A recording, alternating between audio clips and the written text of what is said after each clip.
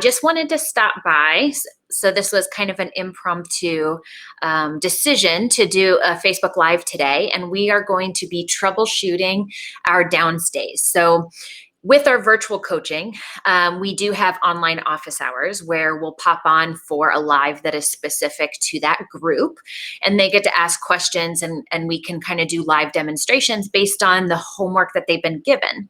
So we have right now a 7-week online training challenge that we have been doing, and we're currently on week 1. Week 1 is coming to a close, and after our students had some time to work on some of the concepts, there were a few questions that kept coming up, and so that prompted us to do this Facebook Live and turn their first office hour session into a live so that you guys can see what that coaching would look like if you have some questions about how the virtual coaching process would go.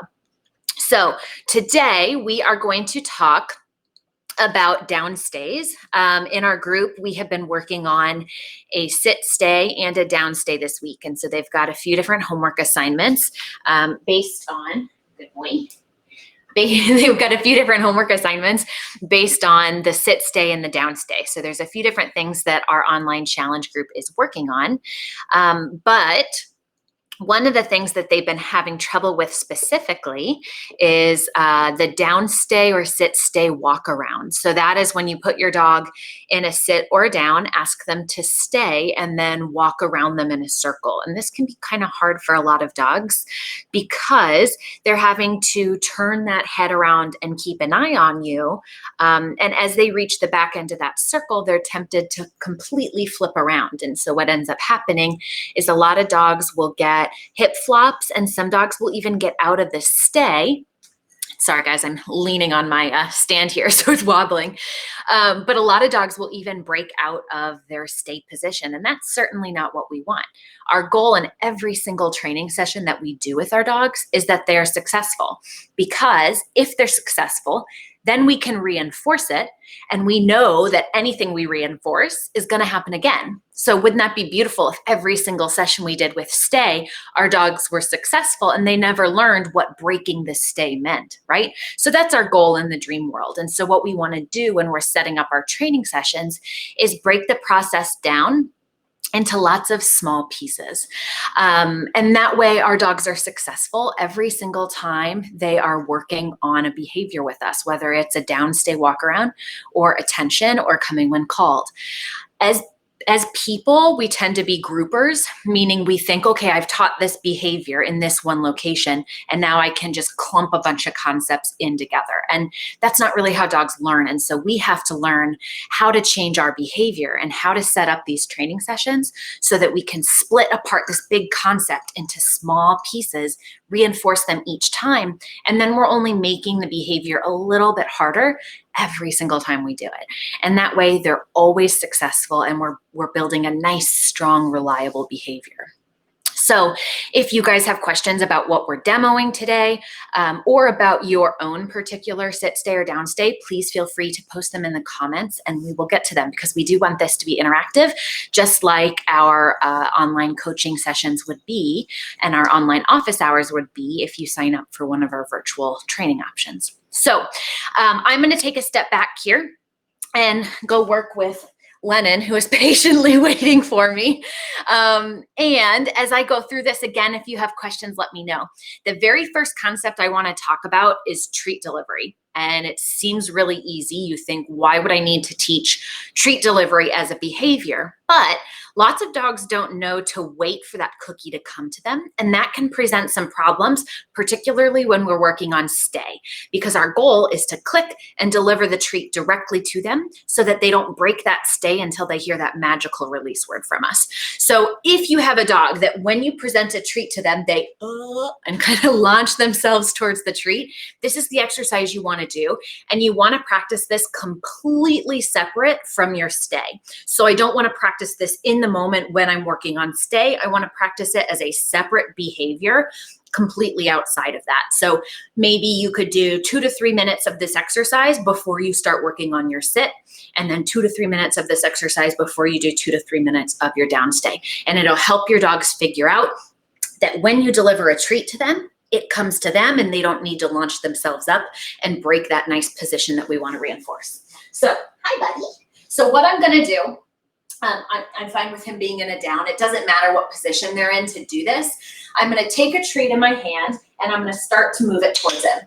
If he can remain in position with a slight movement of the treat towards him, I click and then I hurry up and get that treat to him again. So again, quiet reach, and then immediately launch that cookie to his mouth, because what I'm doing is letting him know that if you stay in position while I reach towards you, the click happens and then you get that cookie. So with each successful repetition, meaning our dog stays still and doesn't move, we would reach even closer to them. Good. Very nice. Nice, good boy. So I'm okay with a little reach like that. We just don't want them, nice. We don't want them moving from that down position. So he's doing really well with it. What happens if I go to reach for him and he sits back up? Well, then I would just pull the treat back towards me, wait for them to settle into whatever position they wanted, a sit or a down, because I'm not cueing him anything for this. So I would wait for him to settle into his chosen position, and then we would resume the exercise. Good boy. So that is something that you can practice with your dogs at home before you work on your sit stay, before you work on your down stay, to help them figure out that that cookie comes to them. And depending on how excitable your dog is, or how energized or impulsive they might be, it might change how many repetitions of this exercise you're going to need to do. But it's really important that we teach it. And you could see I was not giving him any kind of verbal cue. I don't want to say easy. I don't want to have to say anything else, because the cue for him to stay still is that the treats are moving in his direction. Okay? So that is a really important skill for dogs to learn. And again, it's something we want to practice outside of or not associated with your sit stay or your down stay. Okay. If you guys have questions as we're moving through this, please feel free to post them in the comments. Also, if you have any questions unrelated to this that are related to a sit stay or a down stay, you're welcome to post them in the comments and we'll be sure to get to them. So moving on to our next kind of key component about working on the sit stay or down stay and walk around. So again, this is when our dog is stationary. We've selected either a sit or a down. Pause, good job. Stay, and then we want to walk in a complete circle around them. This is a skill that's used in the obedience ring. It's used in the rally ring. And it was also a challenge for our dogs this week in our online group. So how do we get them to be successful with that behavior of us walking around? So, oh my goodness, are you tired? Are you bored? All right, so what I'm gonna do, I'm gonna reset him here. Thank you. Down. Nice, good job. All right, so what we're gonna do is we're gonna break up this concept of moving around the dog into really small pieces. So again, remember that our dogs are splitters and people are groupers, and we tend to think, gosh, if I can just move around my dog, it's going to be really easy for them and for me to just walk a circle. And that's not necessarily the case. We need to break this process up into really small pieces. Now, depending on what your goal is for your stay, you'll need to make sure you have defined it. If you are walking into competition, rally, or obedience, it's going to mean that, so he's in a sphinx down, right, with his rear legs underneath him. If I put him in a down and his hips are underneath him in that sphinx, and I ask him to stay, he needs to stay like that. If I have him in a down with his hips flopped, he would need to stay in that direction as well.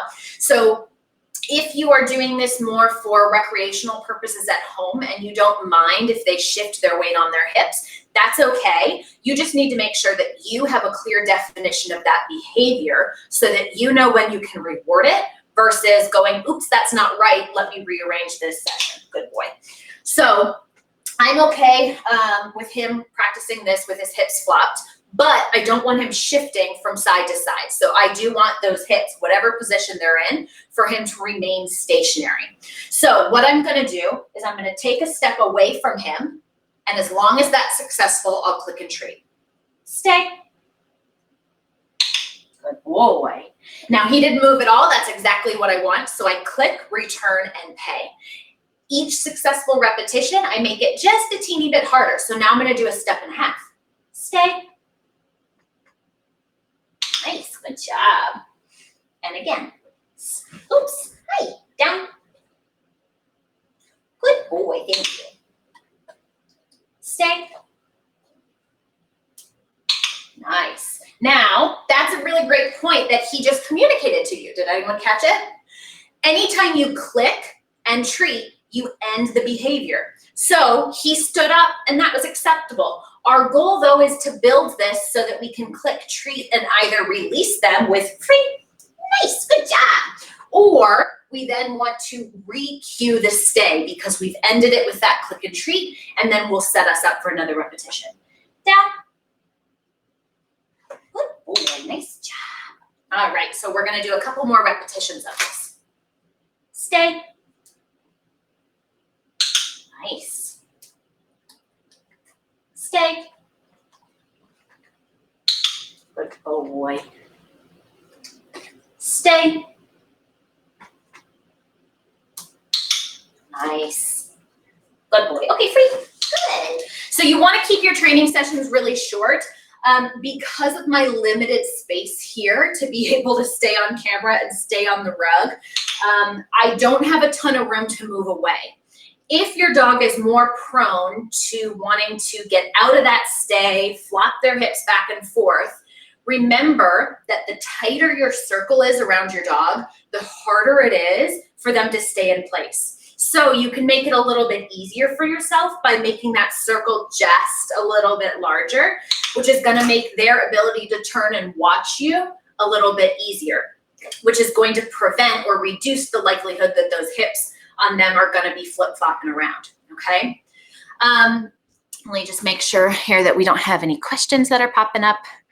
The other thing that I want to mention about our stays that came up quite a bit in our online training group is the use of visual cues and the use of verbal cues. I don't care which one you use. Your dog certainly might have a preference based on how much you've reinforced a certain skill. But the tidbit of information that I will give you is that you only want to cue the behavior once. So if I say,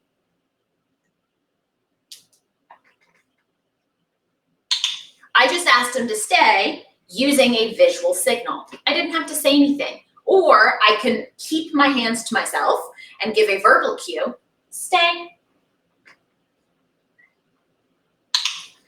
Okay, what we want to avoid is giving both our verbal cue and our visual cue at the same time, because that's called double cueing. And it'll actually reduce how effective those cues are for you when we mix them up like that. So if you're not sure, if you've been using both of those cues and you're not sure, good job, buddy. You're not sure which behavior or which which cue your dog knows better, either verbal with stay or visual, do a short 2 to 3 minute training session and see which one your dog responds better to. So you'll either do one verbal cue or one visual signal and see if your dog is a little more wiggly with one or simply can't do the behavior at all. A lot of people are normally pretty surprised when they start splitting these cues up and only practicing one. They thought that their dog really knew, oh gosh, well, it's definitely the verbal, when in reality, it's the visual. So it's important for our dogs to learn both. Thank you.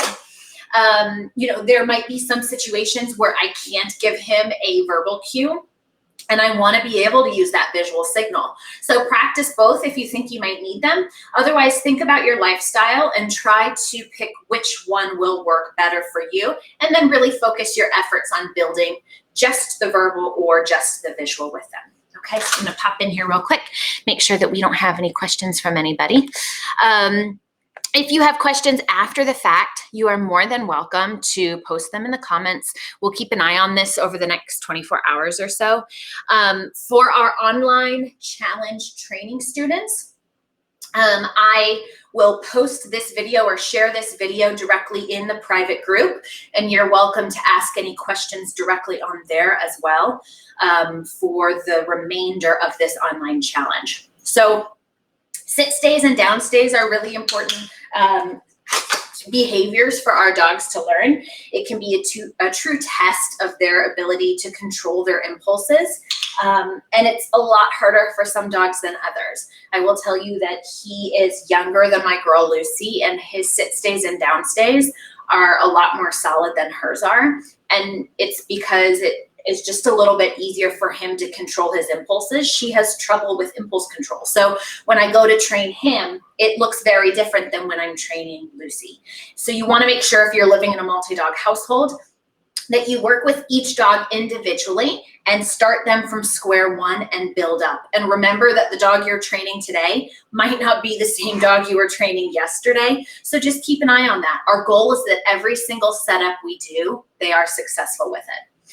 The other quick thing I want to mention here about our stays, which does apply to all other behaviors that we teach our dogs, after you've taught the skill to, a medium or moderate level in a low distraction environment, we want to talk about building the behavior. So remember that dogs do not generalize very well. So if I only work on sit stays right here in the living room, this is the only place he's going to have a lot of success with it.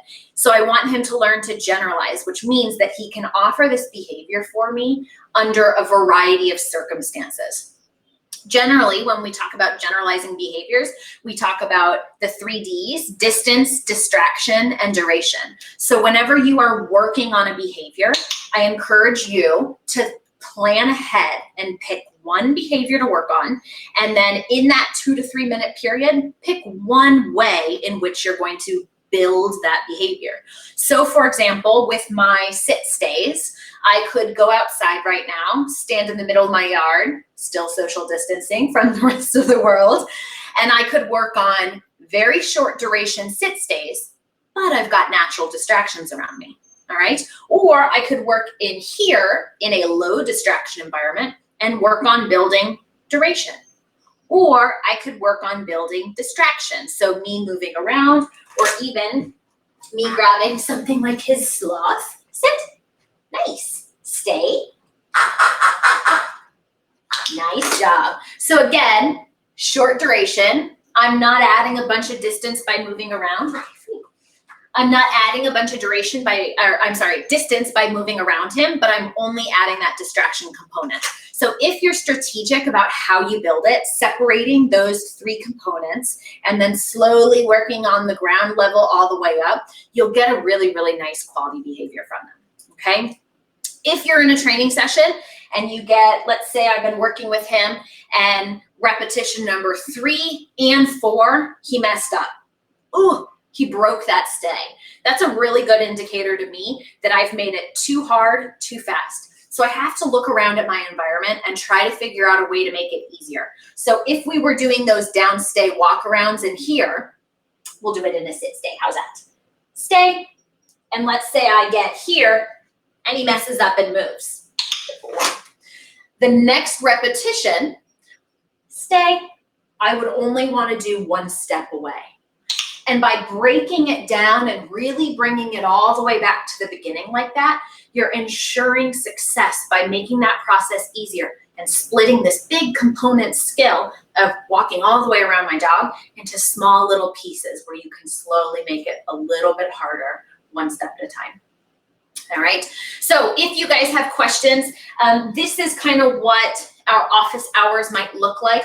If we're covering a specific skill week 1 in our online class, we would pop on Facebook specific in that group, give you guys a visual demonstration on something that seemed to challenge you, and then answer any of your questions that you had.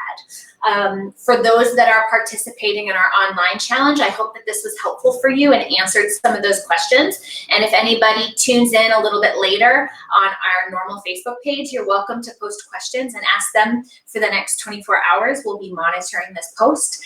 I hope that you guys are all staying happy and safe, and I hope that you're taking this time to do a little bit of training with your dogs. All right, what a good boy, Lemon. You're being so good.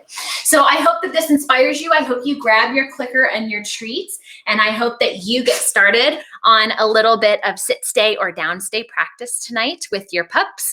And remember to work on treat delivery all by itself. Make sure that you break down the process into really small, achievable steps so that your dog or cat can be successful every single time. And then make sure that when you're practicing, you plan ahead so that you can work on building only one component of a behavior at a time. All right, guys, I hope that was helpful for you, and I hope that you have an awesome evening. Bye, guys.